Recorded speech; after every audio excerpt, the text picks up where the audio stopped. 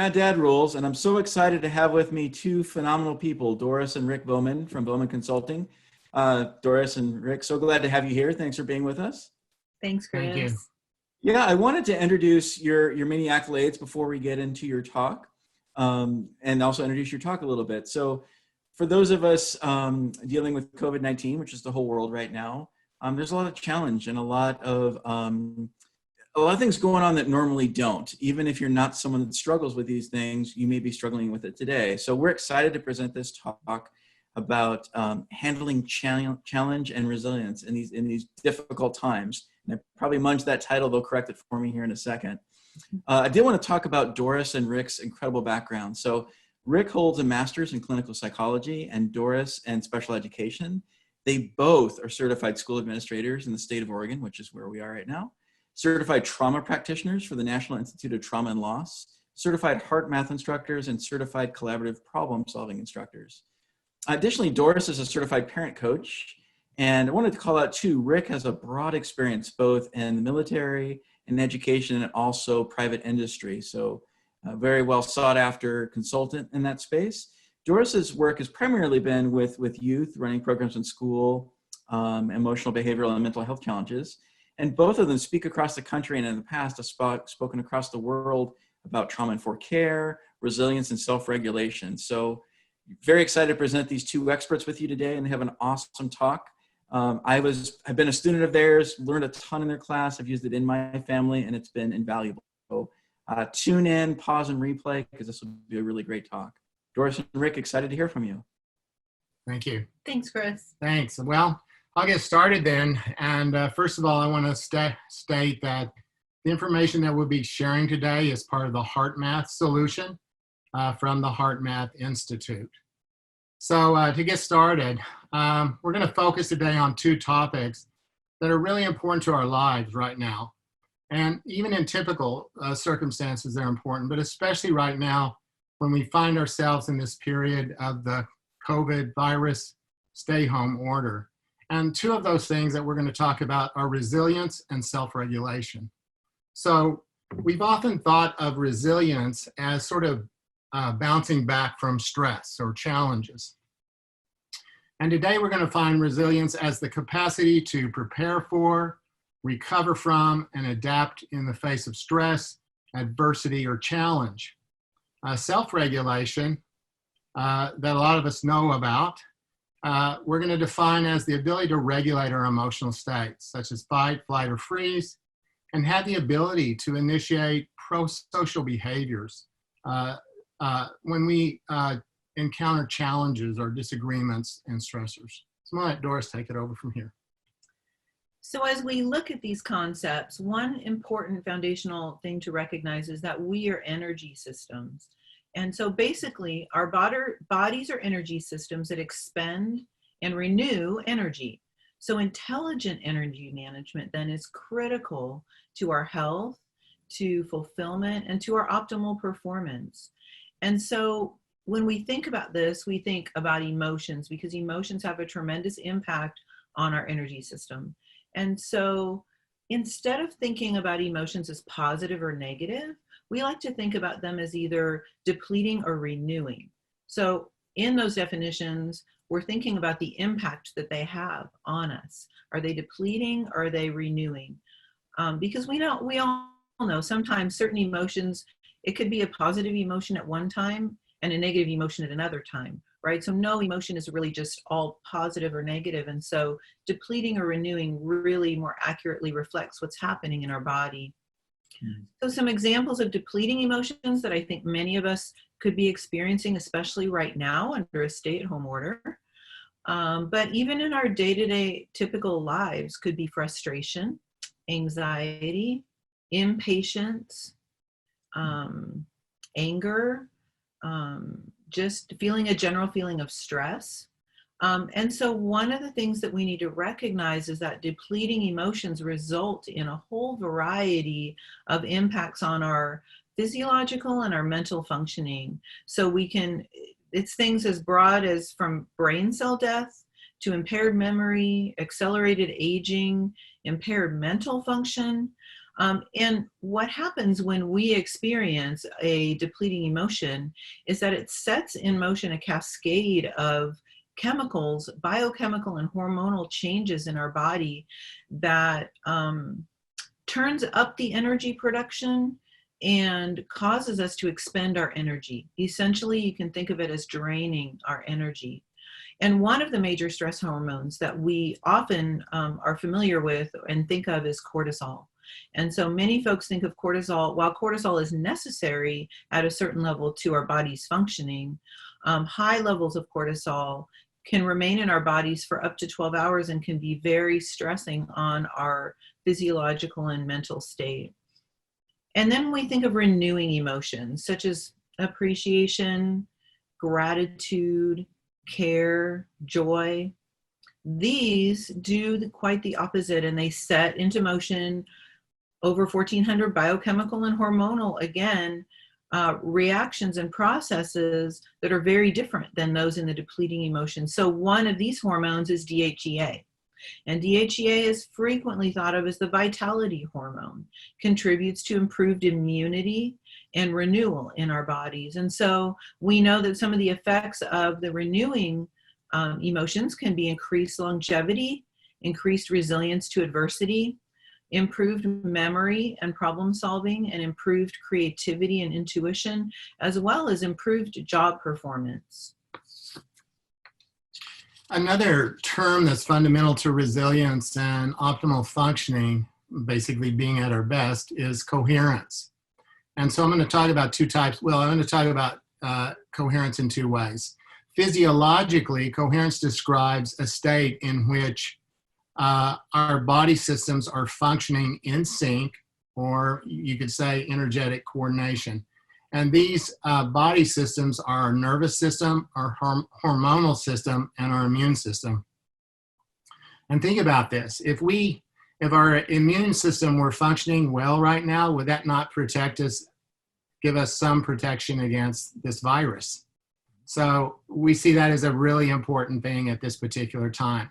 We also know that coherence is also an optimal state when heart, mind, and emotions are out of sync with each other. So we need to look at the autonomic nervous system to understand coherence and how it affects us. And so our autonomic nervous system regulates over 90% of our internal functions and has two branches. And some of us may know that the sympathetic branch speeds things up. It mobilizes energy, and we could think of it sort of as like the gas pedal in our automobile. The parasympathetic system acts as the brake pedal. The parasympathetic system slows down internal processes and conserves energy. But the main thing here is that both branches connect to the heart. And so any change in activity of either one of these branches affects the way the heart beats on a beat-to-beat basis. So that's very important. Now we look at emotion. Emotion plays a key role in our autonomic nervous system functions. So any emotion that we feel changes activity in the autonomic nervous system branches and influences all of our body systems. And that's a key factor in all of this. So we know that one of the primary systems, if you call it, or components of that physiological system is the heart. And we want to really consider heart-brain communication in this case. What we know, and what has not been necessarily common knowledge, is that the heart has its own complex nervous system. It has a nervous system that is organized at a level that it can actually be considered its own brain and is referred to as the heart brain. And what we know is that the heart sends more information to our brain than vice versa, than the brain sends to the heart.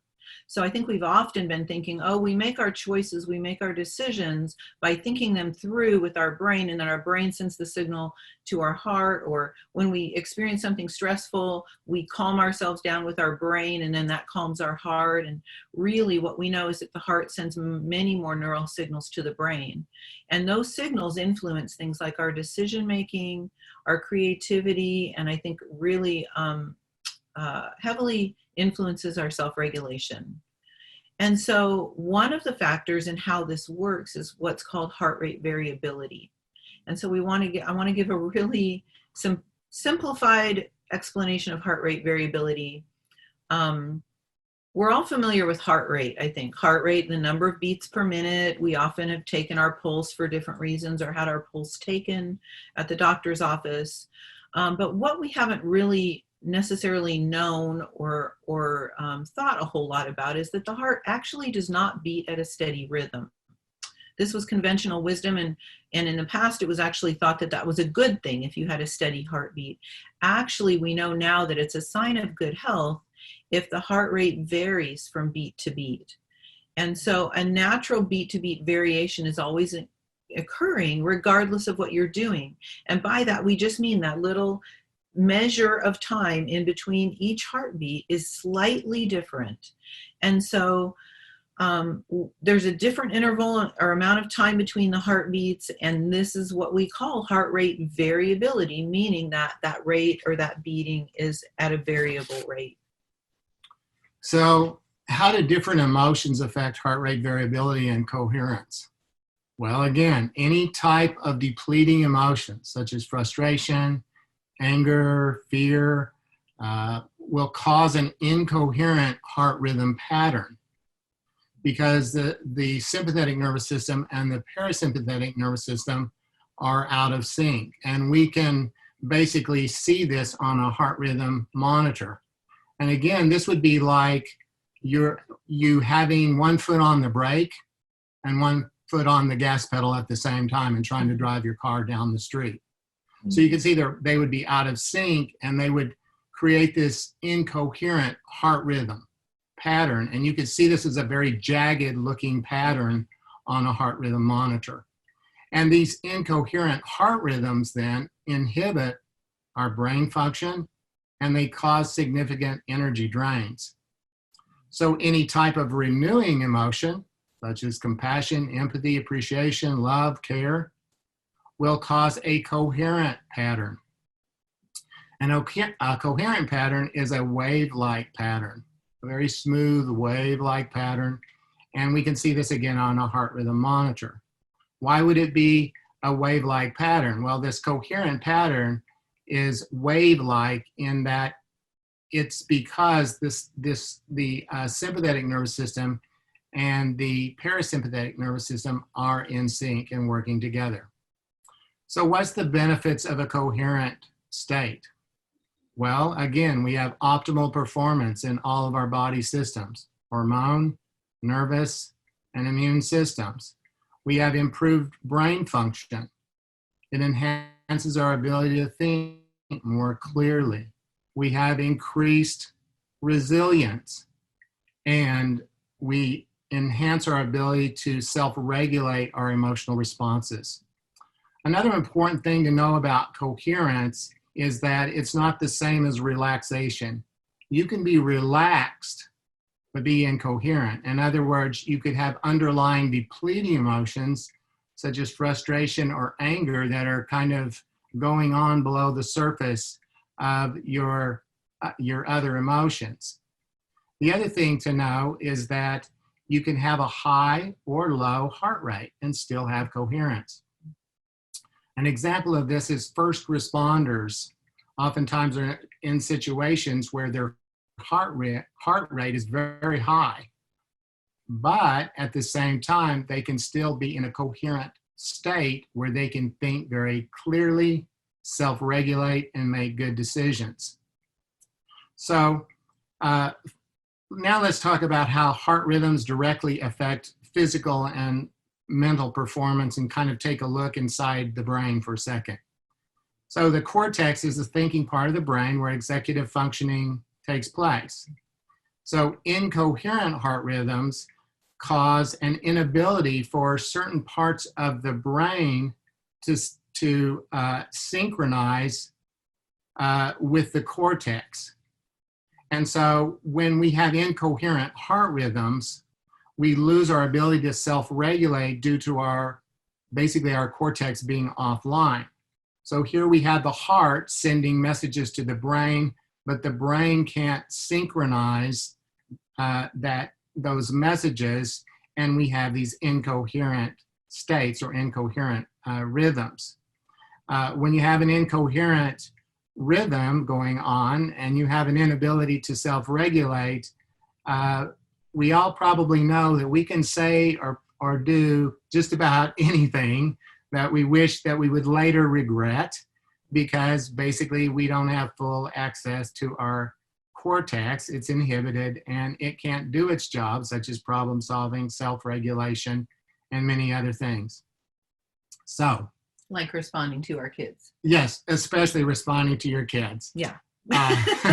Or other family members. Yeah, especially, and when you're locked in your house for them days at a time, right? Yeah. So hope people out there can relate to that. So let's talk about, though, what coherent heart rhythms do to improve executive functioning in the cortex. Well, here are just some of the things. There's improvement in attention and working memory. There's a greater ability to focus and regulate your emotions, as we said several times. Your ability to be more flexible, probably more compassionate, empathetic, etc. So when we choose to generate positive emotions such as appreciation, compassion, love, care, gratitude, we have increased order and balance in our nervous system, creating these smooth, wave-like, coherent heart rhythm patterns.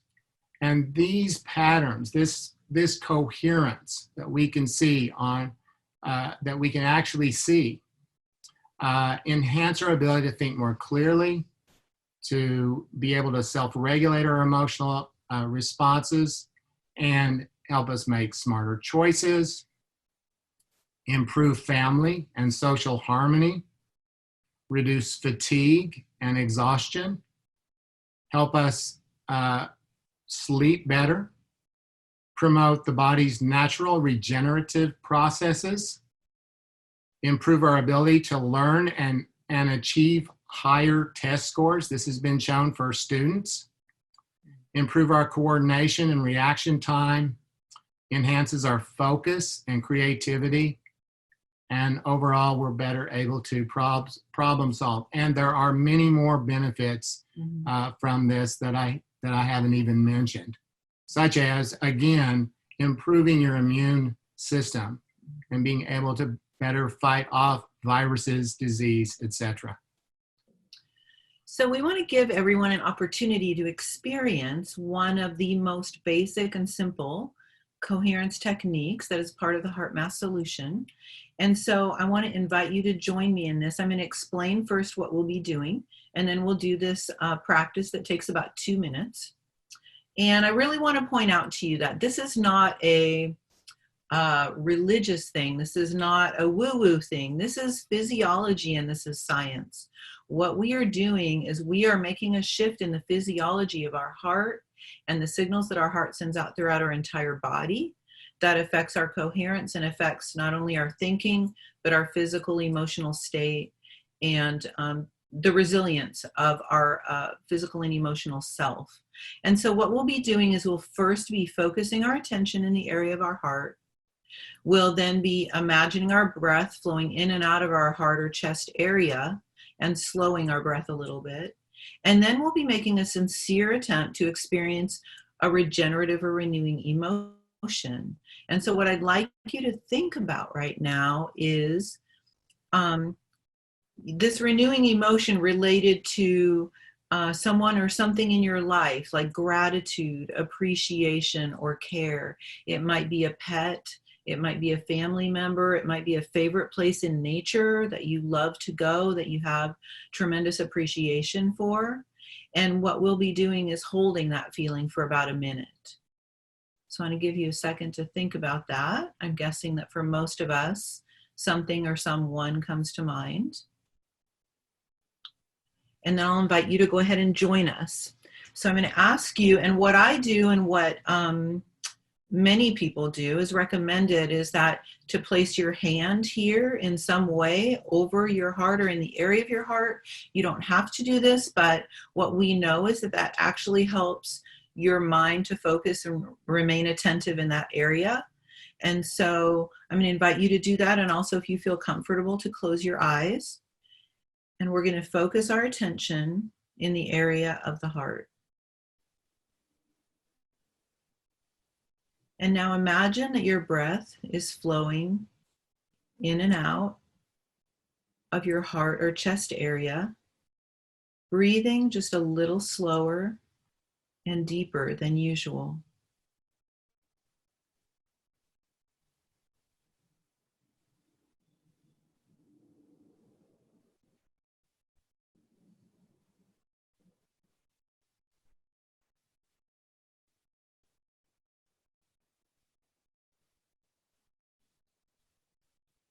Now make a sincere attempt to experience a regenerative or renewing emotion, such as gratitude, appreciation, or care for someone or something in your life. And we'll hold this feeling for about a minute.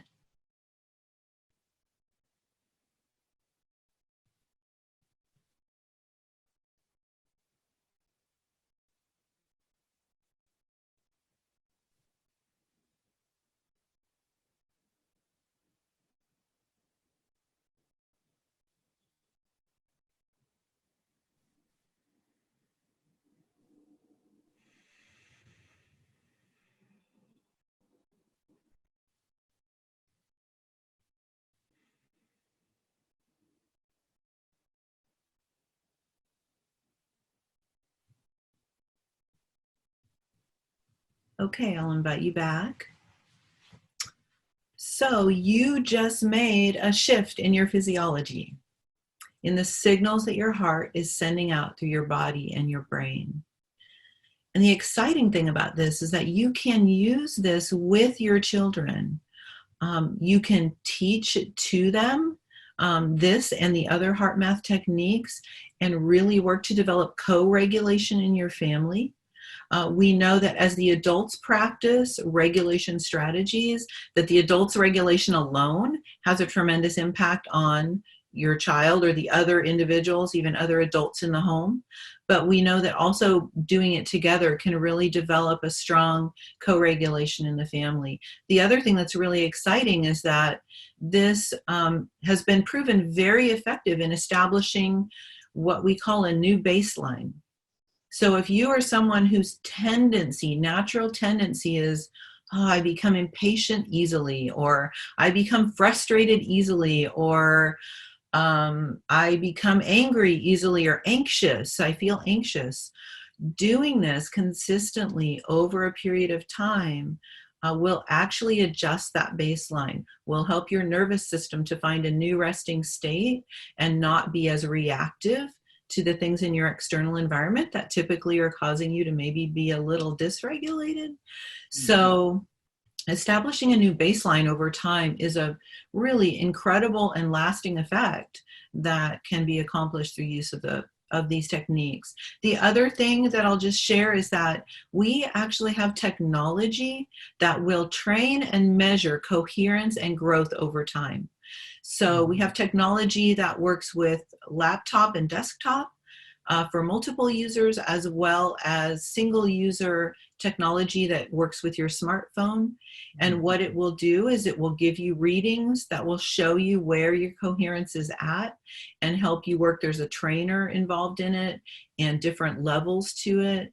And actually a lot of athletes, multiple NFL teams, multiple Olympic teams are using these technologies. And so we barely scratched the surface, but I know, Chris, that you'll be providing some information here for folks where they can find us and learn more about the technologies and the other techniques of the heart math solution. And hopefully these will provide folks some tools for now, for this COVID situation, as well as for the long term, to really raise their resilience and improve self-regulation.